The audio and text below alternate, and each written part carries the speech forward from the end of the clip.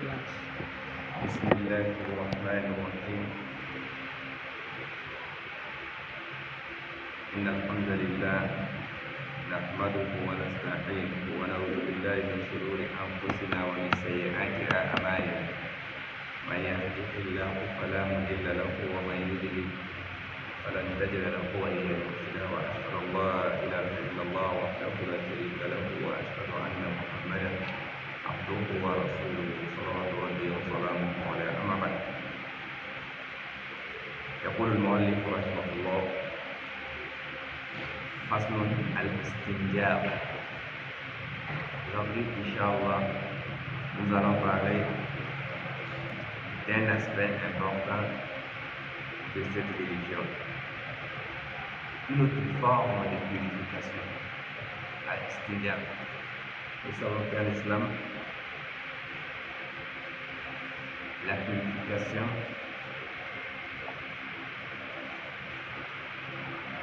est la base de cette religion. Parce que nous savons qu'il y a deux types de purification. Il y a la purification interne et la purification externe. Et la purification externe, la purification et la propriété externe est un indice de la pureté et de la purification interne. C'est pour ça qu'Allah Tabaraka wa Ta'ala dit wa thiyabaka fatahhir. Ici, thiyab, les ulama rahimahullah disent que c'est al-qalb, c'est le cœur, on purifie le cœur. Al-istinja, le terme istinja en arabe désigne l'acte de se nettoyer après avoir utilisé les toilettes. Lorsque on finit de faire ses besoins, l'islam nous recommande de nous purifier. Et cette pratique est une pratique importante.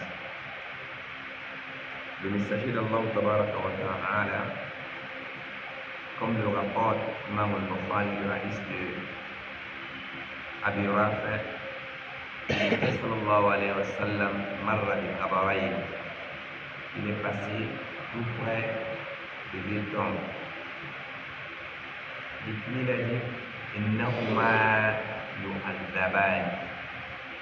Ceux qui sont dans ces deux tombes sont en train d'être châtiés. Wa ma yu'adzabani fi kabir. Ces personnes ne sont pas châtiées pour un acte que vous considérez comme étant grand. Pour vous, ce n'est pas considérable. Le point d'Allah Tabaraka wa Ta'ala, c'est très bien. Il fa amma ahadukuma fa kana la yastatiru min al-bawl. L'un d'eux, il ne prenait pas de dispositions afin que les urines ne salissent point ses vêtements. L'une des causes du châtiment dans la tombe, c'est le fait d'être souillé par les urines. Et le second, kana yamshi bin namimati, c'est quelqu'un qui fait le colportage. Il écoute ce qu'on dit ici et il transmet là-bas. Il écoute là, il transmet là-bas. Ce sont des causes du châtiment de la tombe. Nous savons que la tombe, c'est le premier escale de ce long voyage qui est vers l'au-delà.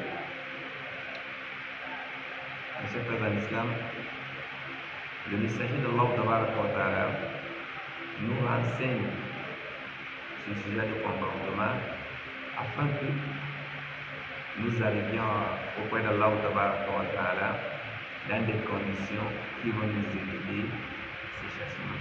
Allah nous assiste. Et pour le comportage d'aujourd'hui, en Namibie, il est très facile de le faire. On le fait peut-être sans savoir qu'on le fait. Parce que en Namibie, tous ces points, c'est le fait d'avoir une information. On ne prend pas la disposition de confirmer la véracité de cette information et on partage. Et même si cette vérité, cette information est véridique, on ne prend pas la peine de mesurer la portée, les conséquences que cela peut engendrer chez certaines personnes. Donc vous comprendrez aisément qu'aujourd'hui, nous sommes exposés avec tout ce qui est à notre disposition comme réseaux sociaux. On partage à tort et à travers des informations, sachant que c'est anonyme, ça peut bien être anonyme. Alors on va nous en préserver.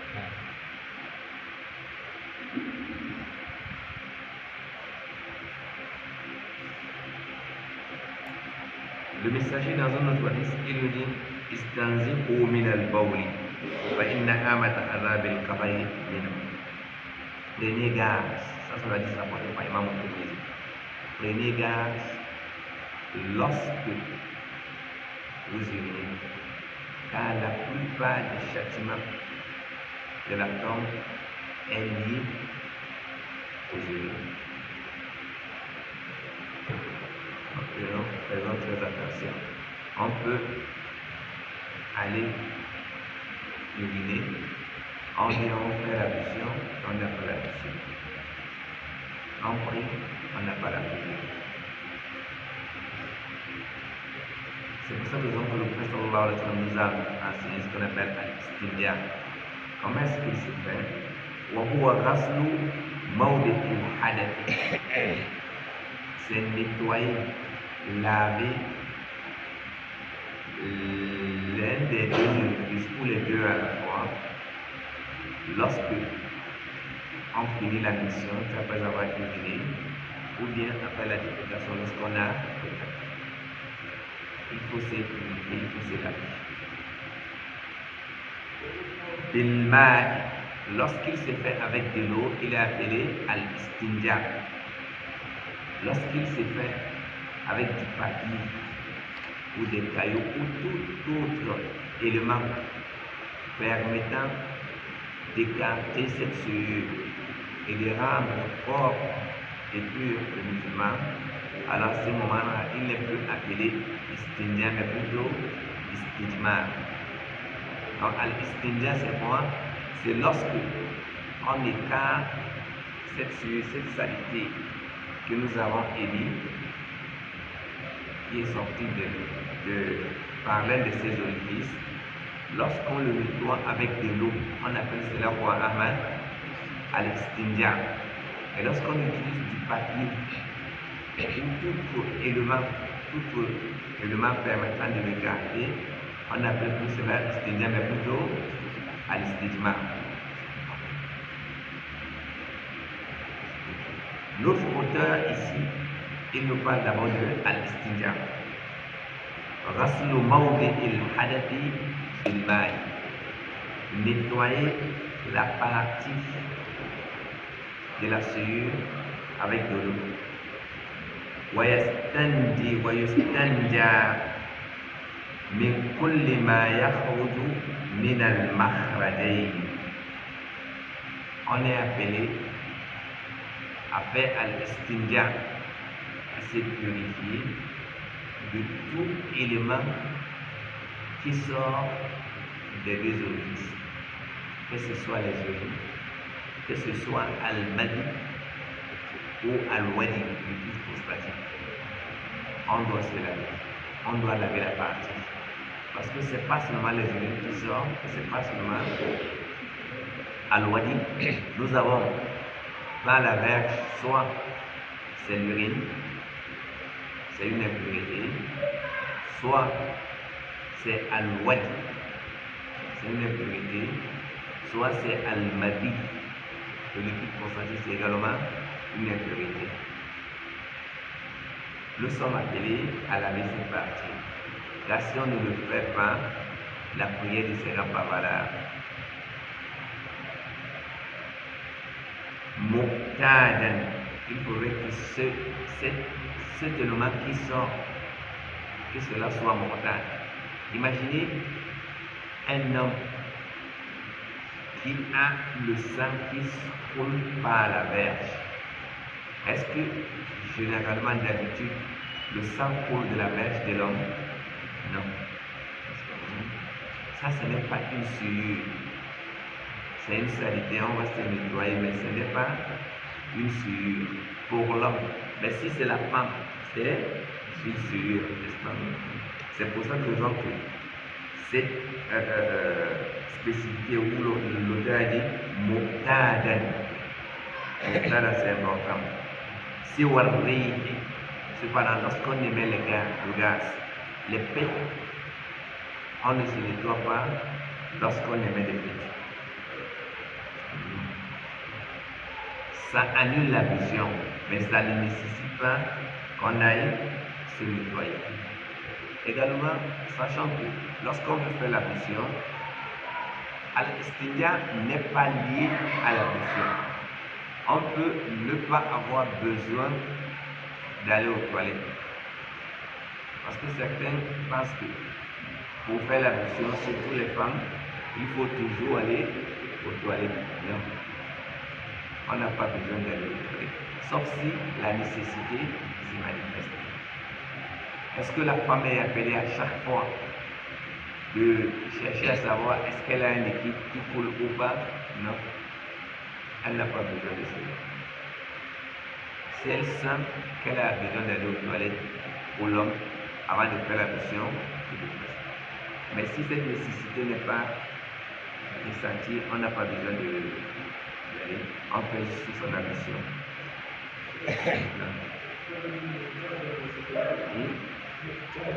Muqtad, c'est-à-dire qui sont régulièrement normales. Non? Les pertes blanches. Les pertes blanches pour les femmes, c'est. Il y a des femmes qui ont ce problème. Elles se nettoient. Non. Elles prennent des dispositions et tout.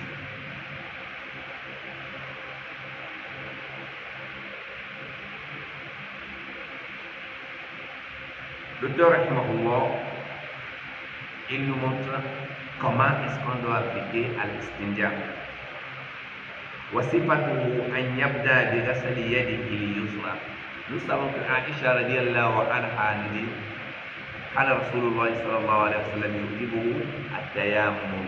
Le prophète sallallahu alayhi wa sallam est émerveillé par le fait de commencer toujours par le côté droit. Lorsqu'il s'habillait, lorsqu'il arrivait à la mosquée, lorsqu'il mangeait, tout ce qui est noble, il le faisait avec quoi? La main droite. Maintenant, pour les actes non nobles, il les fait avec la main gauche. Donc, pour s'étorcher, pour se purifier, on n'utilise plus la main droite, mais plutôt la main gauche. L'auteur dit on commence par laver la main gauche. Avant de toucher la saleté, que ce soit après l'urine ou le caca. L'auteur de Al-Risala, il nous dit on utilise quelque chose qui peut d'abord écarter cette souillure. Aujourd'hui, alhamdulillah, nous avons des papiers hygiéniques. Donc on utilise, on se nettoie d'abord très bien avec, et puis on utilise l'eau. On utilise l'eau parce que l'eau est plus purifiante, ça rend plus fort, et le musulman doit toujours être propre, il doit dégager une bonne odeur. Le musulman n'est pas celui-là qui dégage une mauvaise odeur, car lorsque on a une mauvaise odeur corporelle, non seulement on porte préjudice aux humains, mais également aux anges. C'est pour ça que le prophète sallallahu alayhi wa sallam nous a interdit. Il a interdit toute personne qui consomme l'ail cru ou l'oignon cru de ne pas s'approcher de la mosquée, ou le poireau cru. Cette odeur n'est pas bonne, elle est nauséabonde. ça nuit non seulement aux humains, et ça nuit également aux anges. بغسل يده اليسرى قبل ملاقاتها الأعلى. On commence par laver la main gauche قبل ملاقاتها الأعلى avant d'atteindre, avant de toucher la saleté. ثم بغسل محل البول. Après avoir lavé la main, on lave la partie de la mission, c'est-à-dire la verge. ثم ينتقل إلى محل الغائط. Après avoir bien lavé محل البول, on lave maintenant محل الغائط qui est la mission. ويصب الماء على يده غاسلا المحل. غاسلا بها المحل. On verse suffisamment de l'eau afin de bien rendre propre cette partie. ويسترخي قليلا. Lorsque on se lave, on se relâche un tout petit peu. C'est-à-dire qu'il ne faudrait pas que le ventre soit ballonné, la nuit soit serrée, on se relâche un tout petit peu afin que le lavage soit plus facile. ويجيد العرق. ويجيد العرق. On frotte très bien. حتى ينقي المحل. Jusqu'à ce que la partie soit propre. Ce que nous venons de décrire là, c'est quoi? Al-Istinja. C'est quoi, Ahmad? Al-Istinja. Vous avez compris ce qu'il faut faire, si c'est après la mission, après les urines, ou bien c'est après la défécation. Après avoir fini, ثم يغسل يده بعد ذلك بالتراب ونحوه. Après avoir fini, on ne laisse pas également la main comme ça. Il faudrait, à leur temps, il n'avait pas de facilité que nous avons aujourd'hui. C'est pour cette raison qu'il y a sur le toit. On frotte la main au sol. Et aujourd'hui, alhamdulillah, nous avons le savon. On lave la main. Très bien. Maintenant, nous quittons de Al-Istinja, on va à Al-Istibra. Al-Istibra, c'est la même chose. C'est le fait d'écarter cette souillure. Mais pas avec de l'eau, mais plutôt avec tout élément propre, pur, qui n'est pas important. Qui n'est pas important. C'est-à-dire tout ce qui est important, on ne doit pas l'utiliser pour s'écorcher. Et comme on ne doit pas utiliser les corps des bêtes, c'est-à-dire les caca des bêtes, ni l'os, ni les feuilles, c'est-à-dire les feuilles là, pas ça, ce que mangent les bêtes, non, des arbres. Vous savez, l'islam, l'injustice est interdite sur tous ces plans, que ce soit entre humains ou toute autre forme de créature, que nous voyons ces créatures ou que nous ne les voyons pas. Ça, c'est la portée de l'injustice, c'est très grave. Lorsqu'on porte préjudice à un être, Allah va nous demander au Qiyam. Regardez les arbres, les feuilles des arbres. Tu peux dire que je peux couper, que je me torche. Tu as porté préjudice à qui? Tu as nuit à qui à ce moment-là? Il y a des bêtes qui mangent ces arbres. N'est-ce pas? Lorsque tu prends de l'os, tu l'utilises. Le Prophète sallallahu alayhi wa sallam nous a fait comprendre que c'est la nourriture des djinns. On ne voit pas les djinns, mais on ne l'utilise pas. Anas ibn Malik radiyallahu anhu, le Prophète sallallahu alayhi wa sallam est allé une fois faire ses besoins, il lui dit Itini bi thalathati ahjar, apporte-moi 3 cailloux. Fawajadtu hajarayn, j'en ai eu 2 et j'ai pas eu le 3e. Alors il a pris la côte, les caca d'une bête. Le Prophète sallallahu alayhi wa sallam lui dit non, rapporte-moi les 2 cailloux et rejette la côte. Et il nous a fait comprendre que cela sert de nourriture à nos vrais djinns que nous ne voyons pas. والاستبراء واجب. Al-istibra également c'est wajib, c'est obligatoire. Si on ne fait pas istidja, on fait al-istibra. وهو استفراغ ما في المخرجين. C'est fait écarter, fait partie, enlever ma fil makhrajaini, ce qui sort des deux orifices, minal ara, salité. Wasifatuhu minal bawli. Comment est-ce qu'il se fait après la mission? L'auteur dit an yaj'ala dhakarahu bayna asbu'ayhi. L'homme doit mettre quand ça rèche entre ses deux doigts, bayna asbu'ayhi. As-sababa, ça c'est quoi? L'index, n'est-ce pas? Et ça, le pouce. بين السبابة والإبهام فيمركما من أصله. Cependant, lui qui dit, on commence à presser à partir de la base de la verge.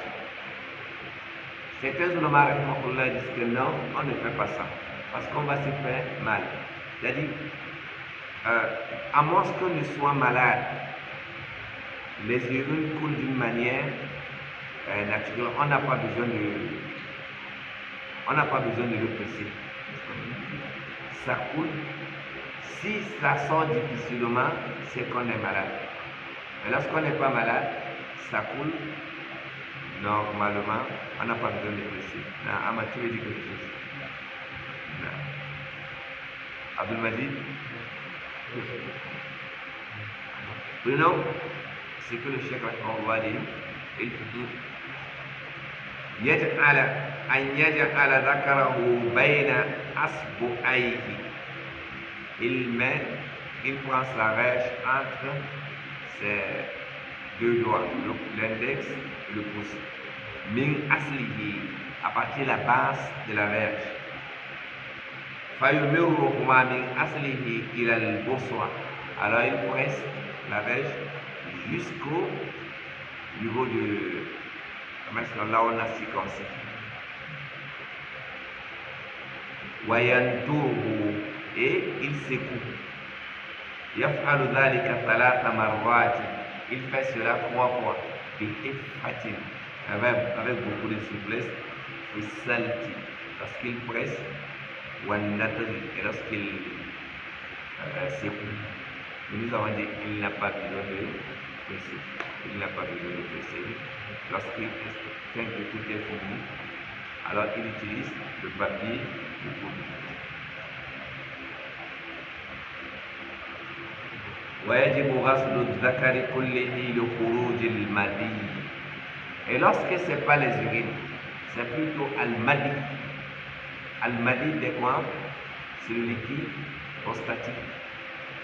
C'est un peu épais et c'est blanc. C'est aussi gluant. La différence avec le sperme, c'est que le sperme sort par jet, alors que celui-ci ne sort pas par jet, n'est-ce pas, Ahmed? Okay. Lorsque c'est le madi qui est émis, alors on doit laver toute la verge. Mais lorsqu'on n'a pas de l'eau, qu'est-ce qu'on fait? On fait al-istibra. Al-istibra, ça prend lieu de al-istinja. وفي وجوب النية في غسله قولان. Est-ce que lorsqu'on fait al-istinja et al-istibra, on a besoin d'intention ou pas? Est-ce que l'intention est obligatoire? Nous savons que tout acte d'adoration nécessite quoi? L'intention. Et al-istinja, c'est un acte d'adoration ou c'est pas un acte d'adoration? Alors, est-ce qu'il faut l'intention? Les ulama ont divergé. Puisque lorsqu'on veut écarter la souillure, on n'a pas besoin de l'intention. Ça, c'est une partie des ulama qui disent. C'est pour cette raison que l'auteur dit il y a 2 opinions dans l'école Malik. Il y a une opinion qui dit oui, il faut automatiquement l'intention, et une autre opinion qui dit non, il n'y a pas d'intention. Le chèque n'a pas fait attarder, mais bon nombre de ulama de l'école disent qu'on n'a pas d'intention. Il se peut que cette opinion soit al-mashrour, wallahu a'lam. On a fini avec cette partie et nous affichinons encore avec Adabu Qada il-Hajat. Faslun Adabu Qada il-Haja. Adab, c'est le pluriel. Le singulier, c'est quoi? Adab. L'islam n'a rien laissé. Et la vie du musulman est ordonnée. C'est la discipline.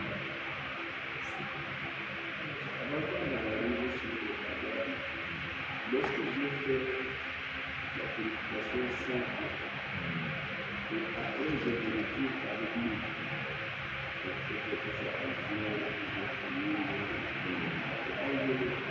est-ce que je peux continuer de Refais les prières.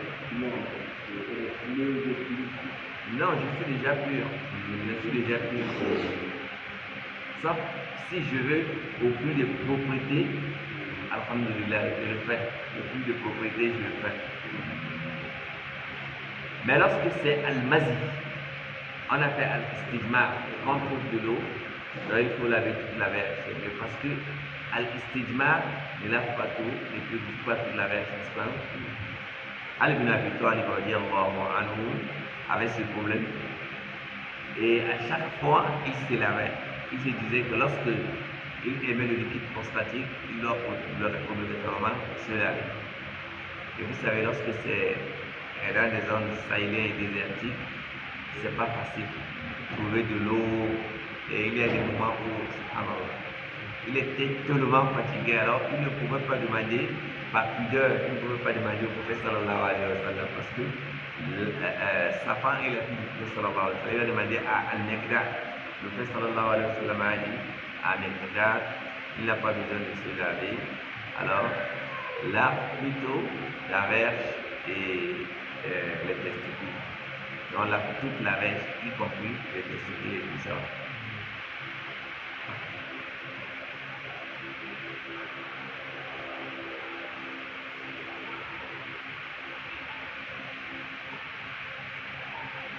On prend un nouveau faslun adabu qada'il hajati.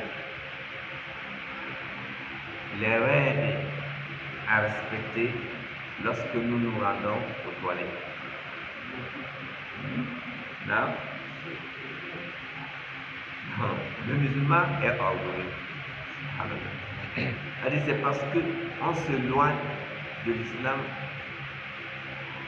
qu'il y a beaucoup de désordre dans la société. C'est une forme de châtiment. Allah nous châtie. Et si on suit l'islam, c'est nous. Nous avons une très grande civilisation. Ce sont les autres qui vont copier de nous. Ce n'est pas nous qui allons copier. Aucune religion n'a ce structure que l'islam a. Le chrétien, quand il veut aller à l'église, il fait comment? Le mariage, il n'y a pas. Il n'y a pas une structure de comportement bien structurée comme en islam.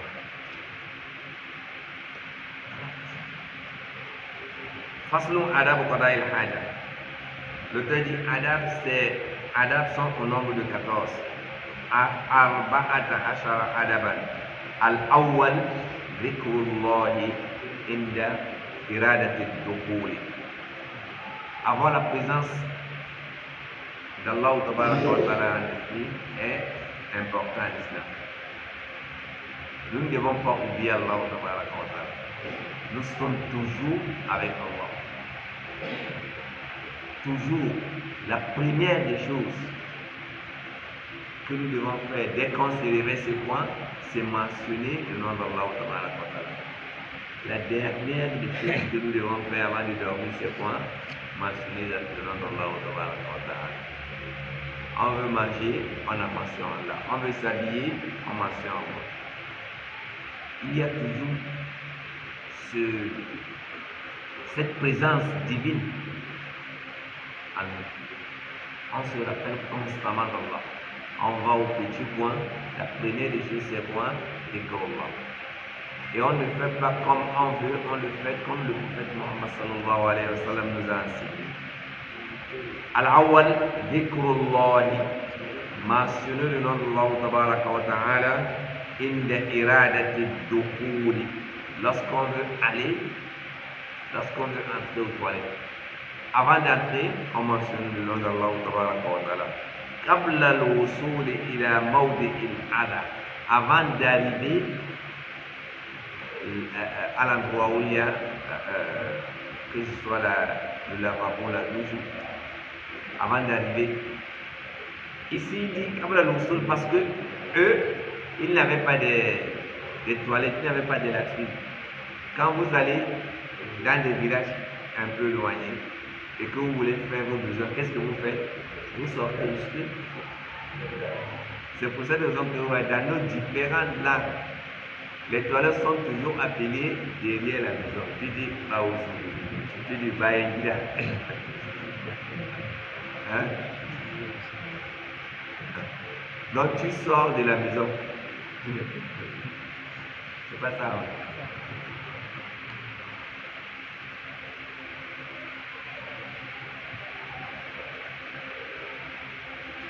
Bismillahi Allahumma inni a'udhu bika min al-khubuthi wal khaba'ith. On ne dit pas Bismillah ar-Rahman ar-Rahim. On dit souvent Bismillah. On s'arrête. Quand on dit Bismillah ar-Rahman ar-Rahim, là, on n'a pas répondu à l'enseignement du prophète sallallahu alayhi wa sallam. C'est ce qu'on appelle al-Bidya. Allah nous a préservé. On dit Bismillah par le nom d'Allah. Allahumma, oh Allah, inni a'udhu bika. Je cherche ta protection. Minal khubuthi, contre les djinns, les shayatines mâles, wal khaba'ith, et contre les shayatines femelles.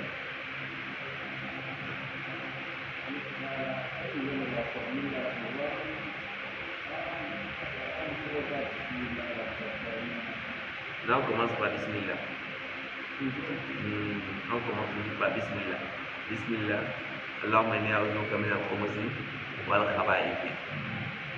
Vous savez, l'un des endroits où on trouve beaucoup plus de shayatines, c'est la douche. Aujourd'hui, dans notre société, la société musulmane, ça commence à ressembler à la société chrétienne. Et même lorsqu'on parle de chrétiens, surtout les nouvelles églises, il y a des personnes qui se sont spécialisées, entre guillemets à tort, dans ce qu'ils appellent Arruqya, la guérison par des incantations. Et vous allez voir, je ne sais pas, c'est l'observation que j'ai fait après avoir fait des petites enquêtes. Vous verrez que la plupart de ceux qui se spécialisent, ce sont des personnes qui ils embrassent l'islam, ils en prennent un tout petit peu et ils deviennent des roues. Ils deviennent et ils ouvrent des petits cabinets. Quand vous allez à San Francisco, vous allez voir qui est un cabinet. Alors je causais avec Cheikh Yahya. Il m'a dit, une de ses cousines a entendu qu'il y a ce cabinet-là. Elle avait sa fille qui était, selon elle était possédée. Oui, j'ai dit excellent connaissance. Alors le pot a pris et la maman et la fille, il a amené chez le nourriture. Et vous savez ce que le maître du lieu a fait? Il a plutôt dit que c'est la femme qui est possédée. Il a dit que c'est la femme qui est possédée. Alors on a interné la femme. Et elle était lucide. Elle sait qu'elle n'a rien. Mais le mari a dit oui, c'est toi. Cheikh Yahya m'a dit que le monsieur flagelle, il fouette la maman. Il dit qu'il est en train de chasser le démon.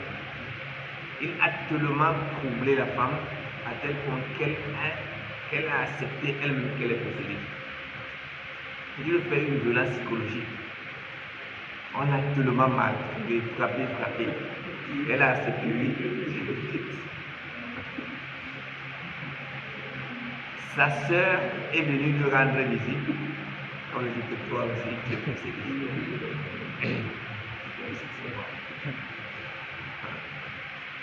Et c'est ce qui se passe dans la société. Ce sont des endroits qu'il faut fermer. Il ne faudrait pas qu'on accepte. On peut, aujourd'hui, il y a beaucoup de types de frustration dans la vie. Cela peut amener une personne à être déstabilisée. Il ne faut pas directement lui dire que non, celui-là, ça c'est Aldine. Tu connais Aldine comment? Je ne dis pas qu'il n'y a pas de dîme, mais il ne faudrait pas tirer des conclusions hâtives. Et surtout les hommes, évitez d'amener vos femmes dans ces endroits. Ce sont des charlatans. Nous devons plutôt, ce sont eux qui doivent être traités. Hein? Ce sont eux qui sont des véritables figures dans la société. Il faut les traiter. C'est pour cette raison qu'il est important d'enseigner aux femmes et même aux hommes comment est-ce qu'ils peuvent se protéger contre les djinns. Comment est-ce qu'ils peuvent se protéger contre les djinns. Et à l'ETC, on pouvait nous faire différents séminaires juste pour quelques jours afin que les gens, les femmes surtout, parce que celles qui sont le plus victimes, ce sont les femmes. Ce sont les femmes. Et non, djinn. Et ce n'est pas le djinn. Ce qui nous a poussé à parler, c'est que l'auteur nous a mené le hadith du prophète sallallahu alayhi wa sallam, le droit du prophète sallallahu alayhi wa sallam, mené à al-khubuthi. Al-khubuthi wal khaba'ith, ce sont les djinns mâles et femelles. On cherche la protection. On cherche la protection afin que Allah tabaraka wa ta'ala nous en protège. Le messager d'Allah tabaraka wa ta'ala nous a dit que ce qui constitue une barrière entre la nudité de l'être humain du musulman et shaitan, c'est quoi? Le fait de mentionner le nom d'Allah. Quand on veut se dévêtir, tu veux le dire Bismillah. C'est là, ferme le regard des djinns. Et dès qu'on mentionne le nom d'Allah, shaitan, il fuit. Après avoir accompli ses besoins de sortir, alors dès qu'on sort, on ne mentionne pas le nom d'Allah à la bouche. Quand on sort, on dit Ufranaka. C'est ce qui est authentique. Mais d'autres savants ont ramené ce rajout. Ce rajout, le hadith qu'il a soutenu est faible. Ce n'est pas un hadith authentique. C'est pour cette raison que vous allez voir, la plupart des livres qui se basent sur les hadiths authentiques ne mentionnent pas ces parties. Donc le mieux c'est d'arrêter seulement c'est Ufranaka. Il a juste dit Allah, Alhamdulillah, louange à Allah, Alladhi athaba annil adab, qui a fait partie de moi al-adha, la saleté. Imagine si Allah ta'ala nous châtiait seulement par ces deux déchets, les urines et les caca. C'est largement suffisant comme étant un châtiment. Tu te trouves ailleurs, quelque part, tu veux uriner, il n'y a pas d'endroit. Comment est-ce que tu te sens? Tu te sens très mal à l'aise. Ça fait tellement mal. Alors, ce n'est pas notre force, c'est une ni'ma d'Allah. Et constatez ici l'importance de la demande du pardon. Après la prière, on dit Astaghfirullah. même après avoir évacué la saleté qui est en nous, qui est un ni'ma, on demande également à Allah de nous pardonner. On dit Ghufranak, nous cherchons ton pardon pour Allah. Alhamdulillah, louange à Allah, nous remercions Allah. Alladhi akhaba anni al-ala, c'est lui qui a fait partir en moi la saleté. Wa afani, il m'a donné la santé. ولا يجوز دخول الخلاء بشيء فيه ذكر الله تعالى. Il n'est pas permis d'entrer dans des toilettes avec quelque chose sur laquelle il y a le nom d'Allah Tabaraka wa Ta'ala. Aujourd'hui, si on va dans des mosquées, bon nombre de nos portables, il y a le Coran. Est-ce qu'on va laisser à l'extérieur? Non. On ne va pas laisser à l'extérieur. Même dans la mosquée, tu laisses, on va voler. Voilà, on va voler.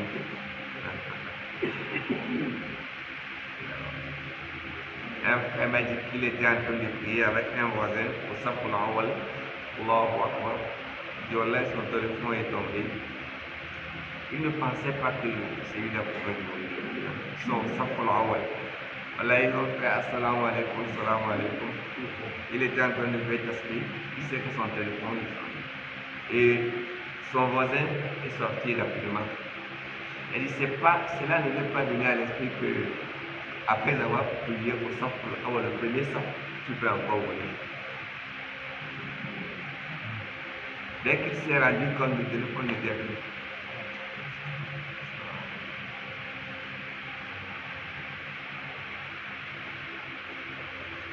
Mercredi, on étudiait à l'Afrique. Un des frères, il m'a dit qu'ils ont prié à la mosquée Salam. Celui-ci était juste en train de charger son téléphone. Il a somnolé un petit moment. Dès qu'il s'est réveillé, il a vu seulement le chargeur. Et curieusement, il est sorti, ils sont descendus l'escalier.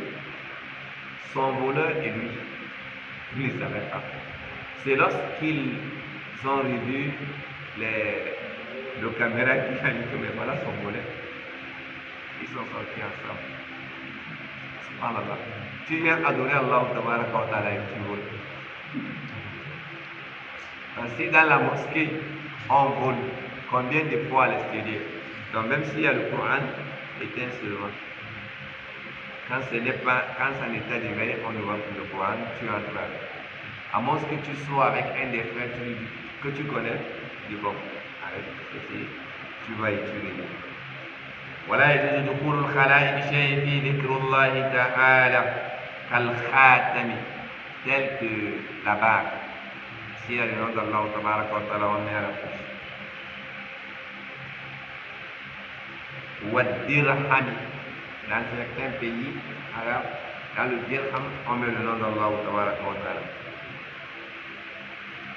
ولا يجوز الاستنجاء بشيء فيه ذكر الله تعالى. Il n'est pas également permis de se torcher avec quelque chose sur lequel il y a zikrullah ta'ala. Ça c'est le premier adab. On mentionne le nom d'Allah Tabaraka wa Ta'ala avant d'entrer. Et il a directement enchaîné avec le fait de sortir. Lorsqu'on sort, on mentionne également le nom d'Allah Tabaraka wa Ta'ala. الثاني أن يقدم رجله اليسرى في الدخول. Au moment d'entrer, on commence par on fait entrer le pied gauche. واليمنى في الخروج, et c'est le pied droit qui sort le premier. الثالث أن يقضي حاجته وهو جالس, qu'il s'assied. Il ne faudrait pas que, si ce n'est pas la nécessité, qu'on urine étant debout. Et il faut s'accouder parce que ça nous permet d'éviter des éclaboussures. Et nous avons compris que l'une des causes les plus fréquentes du châtiment dans la tombe, c'est quoi?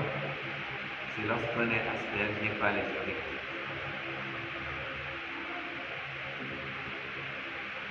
أن يقضي حاجته جالسا qu'il soit assis. الرابع أن يديم الستر حتى يدنو من الأرض. Ça c'est lorsque il le faisait à l'extérieur. C'est-à-dire qu'il restait bien couvert jusqu'à ce qu'il se rapproche de la terre.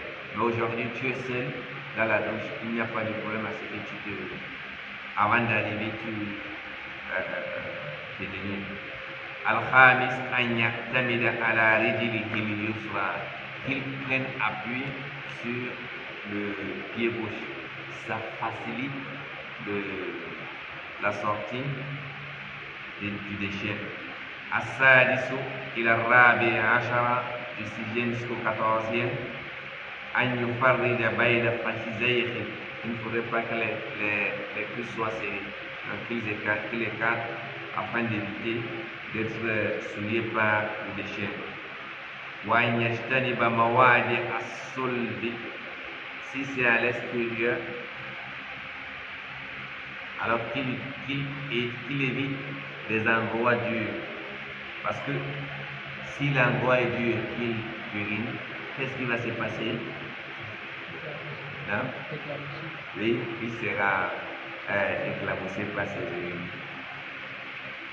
Wa an yughatti ra'sahu wa la yatakallama illa li muhimmin ka'awfi fawati nafsin aw mali. Il faudrait qu'il se... Bon, alhamdoulilah, aujourd'hui on n'a pas ce problème. Lorsque tu entres dans la douche, tu fermes directement, il n'y a pas ce problème. Wa la yatakallam.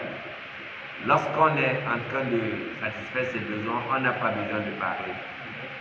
Le prophète sallallahu alayhi wa sallam dit l'une des causes qui attire le courroux, la colère d'Allah tabaraka wa ta'ala, c'est bavarder en faisant ses besoins.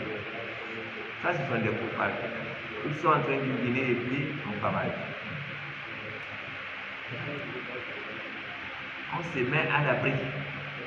On finit et puis on revient. Allah yatakallam. Qu'il ne bavarde point, qu'il ne parle point, illa li muhim. Sauf sur une cause importante. Ka'khawfi fawati nafsin. S'il craint qu'une personne peut perdre sa vie, un aveugle par exemple, un petit enfant qui est en train d'aller dans un endroit qui peut lui porter préjudice, là il n'y a pas de problème. Aou mali, ou lorsqu'il a peur que ses biens, son patrimoine, se perdent. Imagine, tu es en train d'accomplir accomplir une prière et que tu vois une personne qui veut se saisir de ton portable. Est-ce que tu vas laisser? Non. Si cela existe que tu interromps la prière, il n'y a pas de problème. Interromps et récupère ton bien.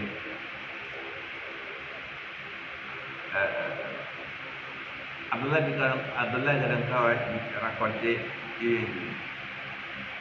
un fait qui s'est passé chez eux au Nigeria. Il dit, un homme est venu à la mosquée, il a fait Allahu Akbar, il était en train d'accomplir la prière seul. Et il avait son portable et son portefeuille là. Dès qu'il a fait au soudou, c'est tombé.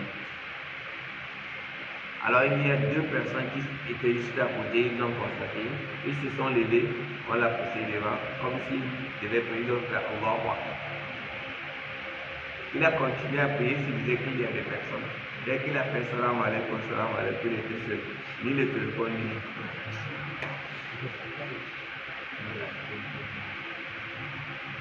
Alors quand tu pries, tu ne sais pas qui est venu.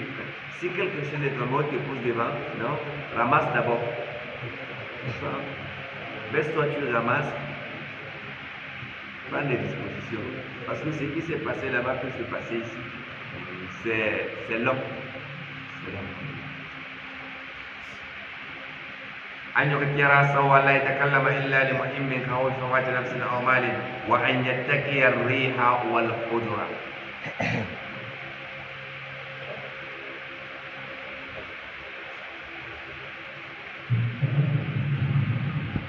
رحمه الله وأن يتقي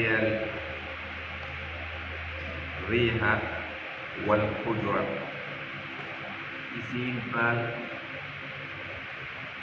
de Ar-Riha et Al-Hujra. Lorsque on va satisfaire ses besoins en brousse à l'extérieur, il faut éviter le vent, c'est-à-dire, comment est-ce qu'on dit? Hein? Le sens du vent, il faut éviter le sens du vent. De peur que l'odeur soit transportée vers les gens.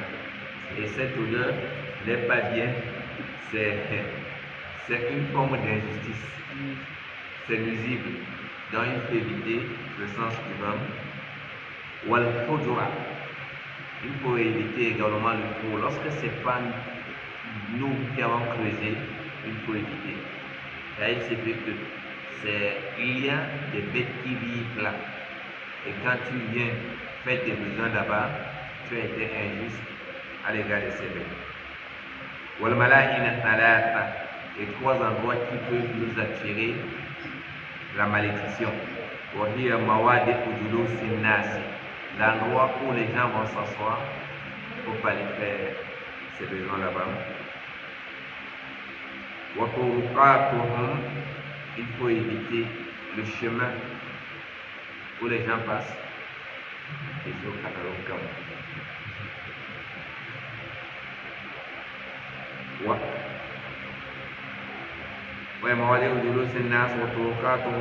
Et le troisième, c'est là où ils vont s'appeler. Il n'a pas mentionné. Qui se met à l'abri des regards des hommes.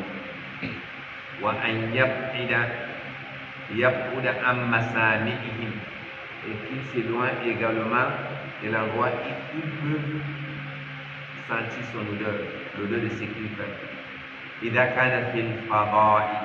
Lorsque il fait ses besoins à l'extérieur.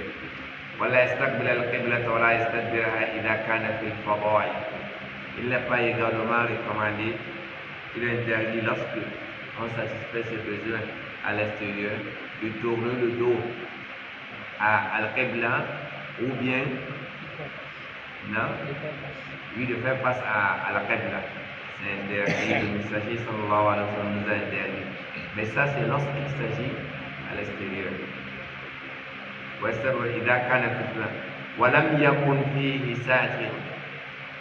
Et si c'est à l'extérieur, il n'y a pas quelque chose qui nous bat de Al-Qibla. Parce qu'Abdullah ibn Omar, lorsqu'il voulait faire ses besoins et qu'il ne pouvait pas se diriger pendant une position à part Al-Qibla, il plaçait sa monture ou bien il se plaçait près d'un arbre. Et que là, il n'y avait pas de problème.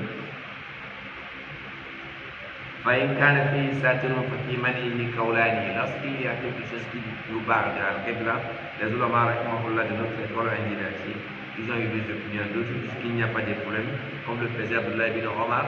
D'autres disent que le mieux, c'est de ne pas le faire, comme le faisait, c'est pas Al-Huzayfa Sadi qui est allé à Sham. Il dit فقد من الشام فرأينا المراحل قد بنيت نحو الكعبة فننحرف عنها ونستغفر الله. أبو أيوب الأنصاري.